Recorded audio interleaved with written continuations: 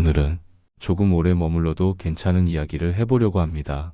잠들기 전 혹은 하루가 끝난 조용한 밤에 천천히 따라와 주셔도 괜찮은 이야기입니다. 오늘의 질문은 이것입니다. 비트코인의 공급량은 왜 절대 바뀌지 않을까요? 많은 분들이 비트코인을 처음 접할 때 가장 이상하게 느끼는 부분이 바로 이 지점입니다. 정말로 2100만 개가 끝일까? 정말로 누군가 마음만 먹으면 규칙을 바꿀 수 없는 걸까? 정말로 이 숫자는 영원히 고정된 것일까? 이 질문은 단순히 기술적인 궁금증이 아닙니다. 이 질문 속에는 우리가 지금까지 믿어왔던 돈이라는 것의 전제가 모두 담겨 있습니다. 그래서 오늘은 가격 이야기는 하지 않겠습니다. 오를지 내릴지 언제인지 그런 이야기는 모두 내려놓겠습니다.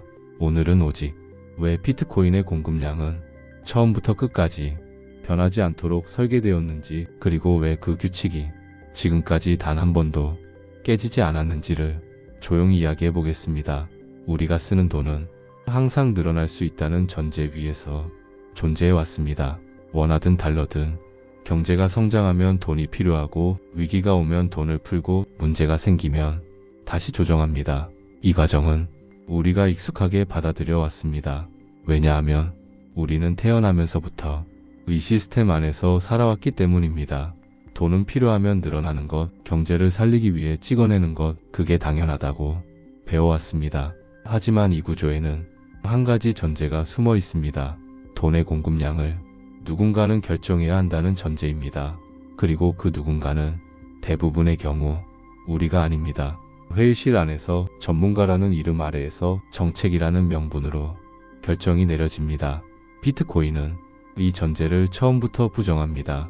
비트코인은 누군가가 돈의 양을 조절하는 구조 자체를 불신합니다. 그래서 아주 단순한 질문에서 출발합니다. 사람을 믿을 수 없다면, 권한을 맡길 수 없다면 그럼 무엇을 믿어야 할까? 비트코인의 대답은 아주 냉정합니다. 사람이 아니라 규칙을 믿자. 그 규칙을 누구도 임의로 바꿀 수 없게 처음부터 못 박아두자. 그 결과가 2100만 개라는 숫자입니다. 이 숫자는 협상의 결과가 아닙니다.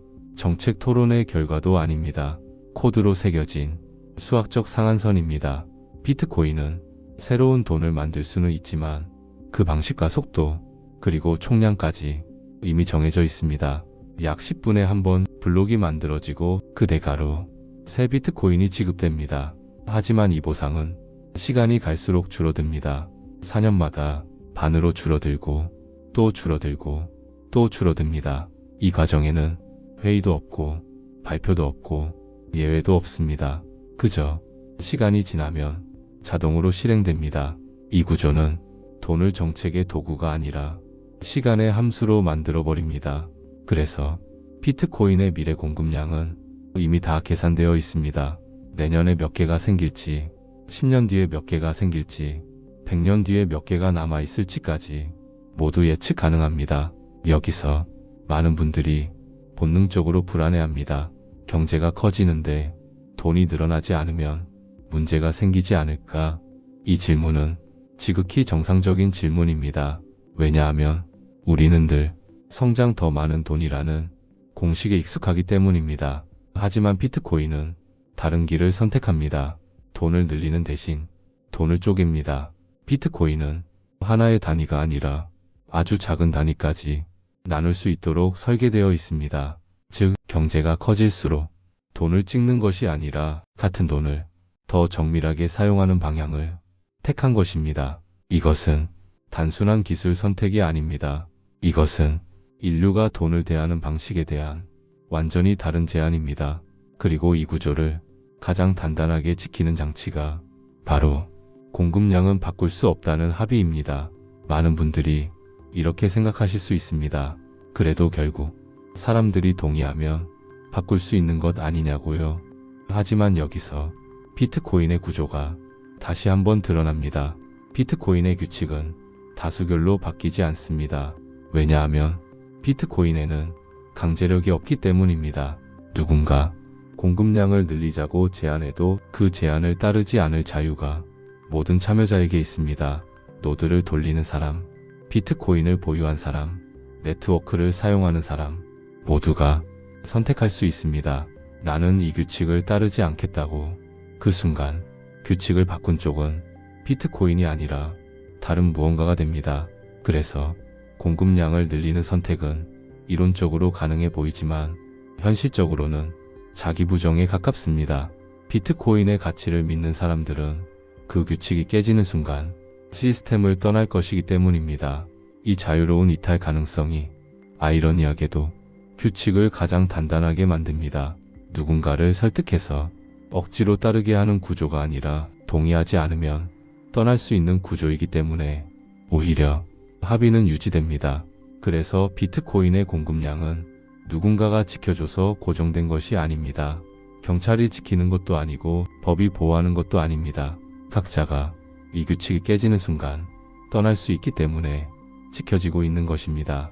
이 점이 비트코인을 기존의 화폐와 완전히 다른 차원으로 끌어올립니다. 비트코인은 신뢰를 강요하지 않습니다. 그 대신 신뢰하지 않을 자유를 줍니다.